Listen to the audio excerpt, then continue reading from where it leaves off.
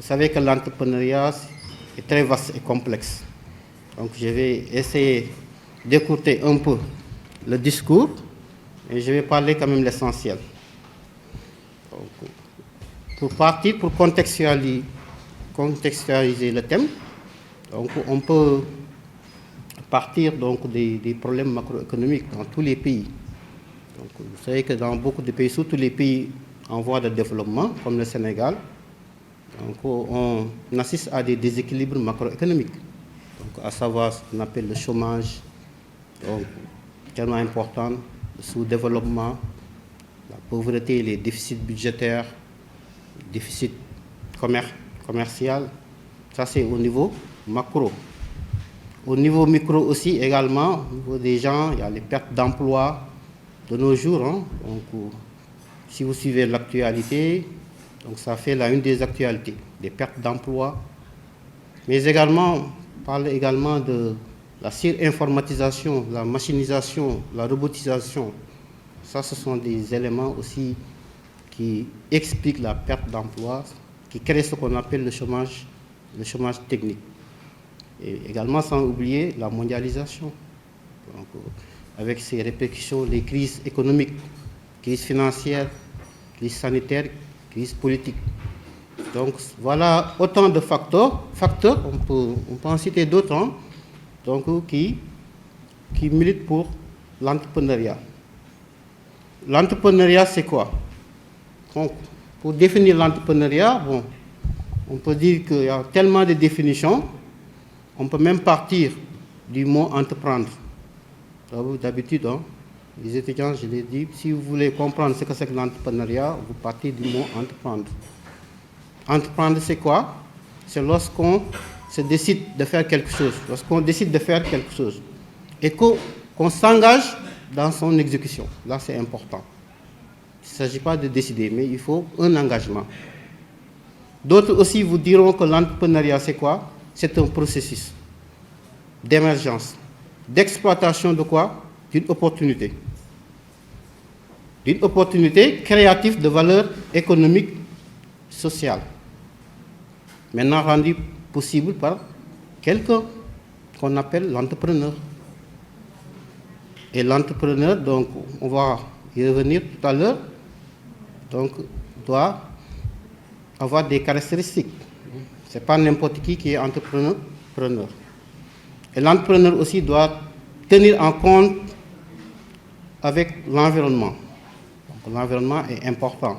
Donc là, on ne va pas développer, mais pour vous expliquer un peu, parce que plus tard, vous allez gérer une entreprise et il y a des facteurs qui peuvent influencer l'activité de l'entreprise.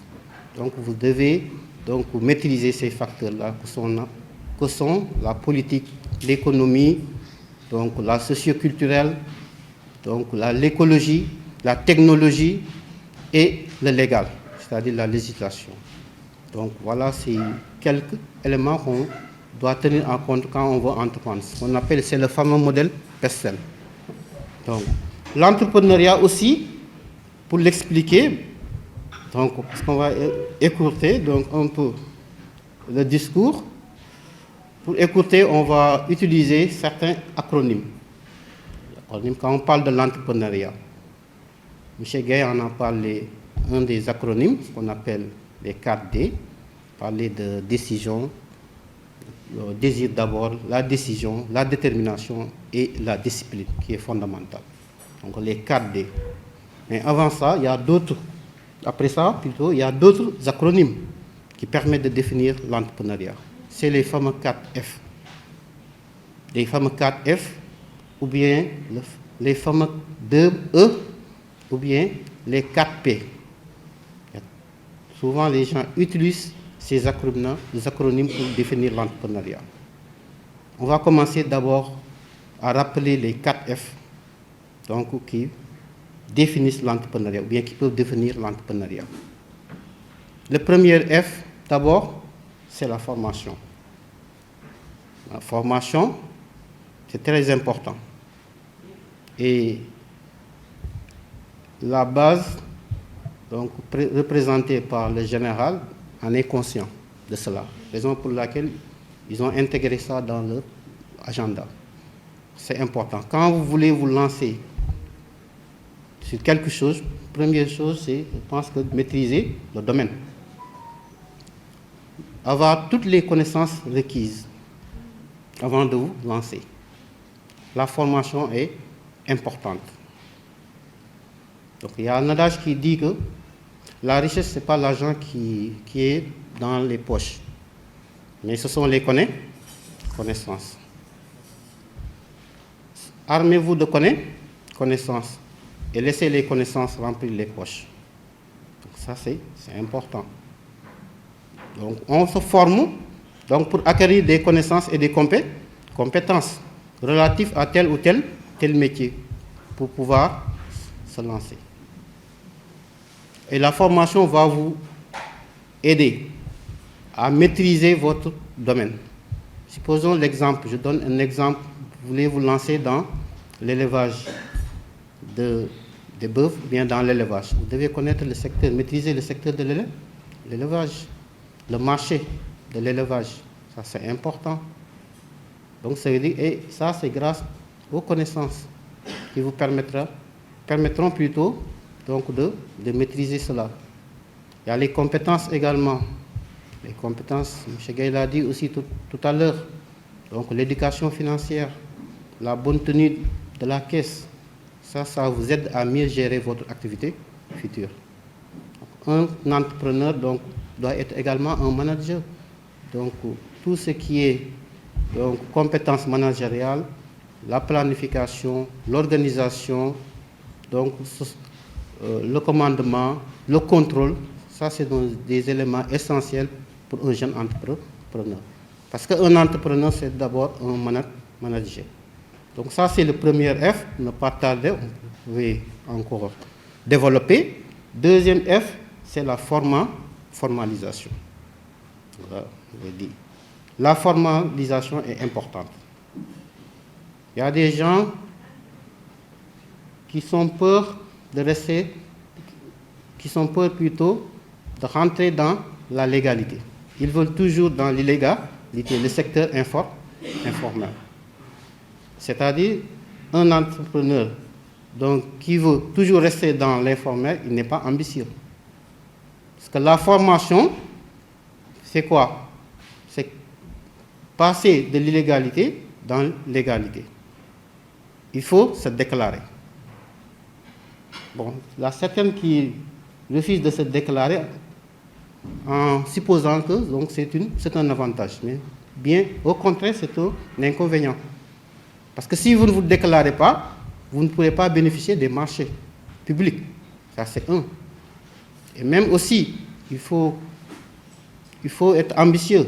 Donc, même si vous commencez par une petite et moyenne entreprise, donc dans l'avenir, donc, il faut viser plus loin. Pourquoi pas aller au niveau sous-régional, au niveau international. Et là, si vous ne vous formalisez pas, vous n'allez pas pouvoir le faire.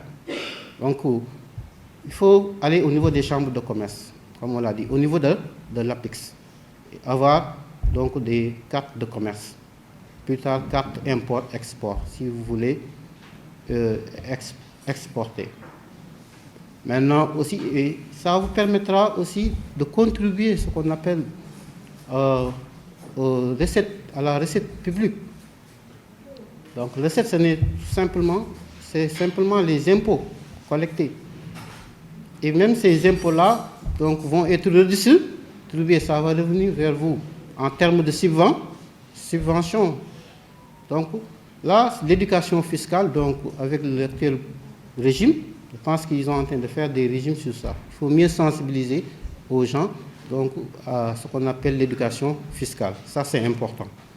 Le troisième F, donc, c'est le financement. L'argent, c'est important. Le financement. Quelle que soit la grandeur de l'idée, si vous n'avez pas d'argent, ça peut causer un problème. Même si certains disent que ce n'est pas l'argent qui fait le projet, mais c'est le projet qui fait l'argent. On en a discuté. Mais l'argent est important. Donc, parce que grâce au financement, donc ça vous permettra donc, de financer l'ensemble des activités futures de votre projet.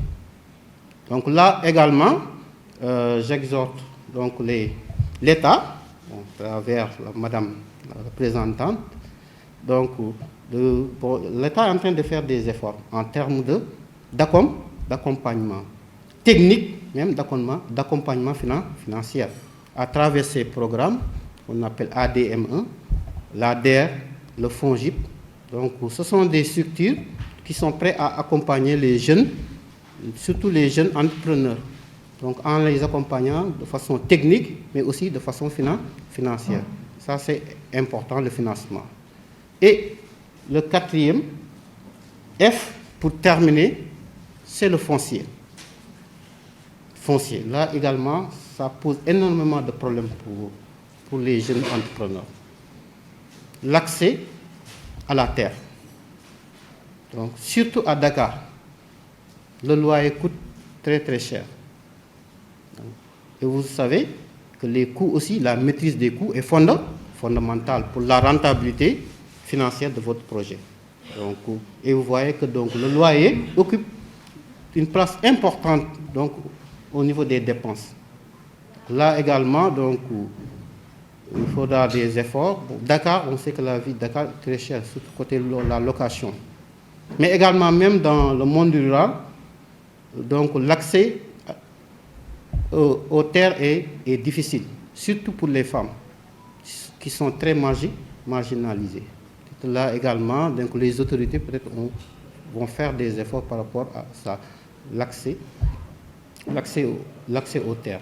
Donc voilà, donc, de façon ramassée, donc, l'explication de l'entrepreneuriat à travers ce qu'on appelle les 4 F.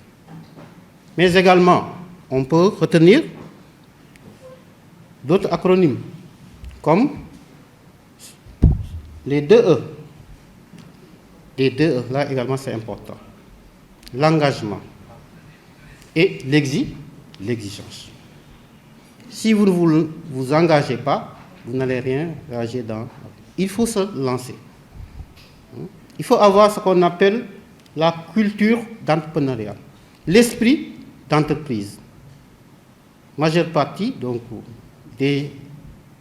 au Sénégal, ça fait partie des facteurs donc, qui bloquent donc, l'entrepreneuriat.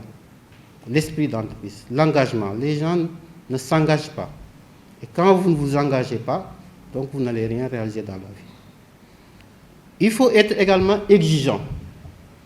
Pas exigeant envers M. Gay ou bien telle dame. Non, il faut être exigeant envers soi-même. Donc, en termes de, c'est-à-dire, et l'exigence permet d'être autonome. Et l'autonomie est importante dans l'entrepreneuriat. Parce que si vous dépendez de quelqu'un, celui-là va vous contrôler. Donc, vous devez être autonome, persévérant. Ça, c'est des éléments qui sont tellement importants. Mais également, je ne vais pas revenir sur les 4D que M. Gay a déjà énumérés ici, mais on peut parler également des 4P. D'abord, il faut être patience. Être patient plutôt, la patience. C'est important. Il y a beaucoup de gens, les jeunes entrepreneurs, ils ne sont pas patients. Ils croient que l'entrepreneuriat, donc on monte une boîte aujourd'hui, le lendemain, on se remplit les poches. Ça ne se passe pas comme ça. Donc l'entrepreneuriat, donc, ça demande de la patience. Donc il faut être patient. C'est comme une plante, comme j'ai l'habitude de le dire. Quand vous vous lancez dans l'entrepreneuriat, c'est comme si vous plantez une graine. Il faut du temps pour que ça se développe. Donc, et il faut l'entretenir pour pouvoir récolter ses fruits. L'entrepreneuriat également, c'est comme ça. Après la patience, c'est la persévérance, la résilience. Ce n'est pas facile. Vous allez tomber, mais à chaque chute, il faut se relever. Et dites-vous que, donc, quand je surmonte un obstacle, donc je m'améliore et je tends vers le sommet. Le chemin de l'entrepreneuriat est semé d'obstacles. C'est en surmontant les obstacles, maintenant, qu'on parvient au succès. On dit que le chemin n'est pas difficile, mais c'est le difficile qui est chemin. Il faut que ça soit difficile pour que vous réussissiez. Et là, donc si vous n'avez pas cette qualité-là de résilience-là, vous allez abandonner. Raison pour laquelle vous verrez des gens, parfois, ils sont dans le commerce, quand l'entrepreneuriat dans le commerce, ça ne marche pas, ils vont aller dans le transport. Oui, ce qui veut, voilà, donc c'est ça qui pousse les gens donc, à changer donc, de secteur, aller autre. Ça, c'est pas important. Donc, il faut être persévérant, croire à votre projet. Le troisième P, c'est la pertinence. Il faut être pertinent dans ce que vous faites. Quand vous êtes pertinent, il y aura de la qualité. Et la qualité va faire la différence. Donc, nous sommes rattrapés par le temps. M. Gay me fait signe donc, que j'ai atteint le temps. Non, donc peut-être dans d'autres circonstances, on va développer davantage. Je tenais d'abord à remercier l'État français, donc, représenté par le colonel et toute son équipe, donc, pour tout ce qu'ils ont fait, le général, toute son équipe, mais également donc, le groupe IPS sous la direction de Mme Khan, M.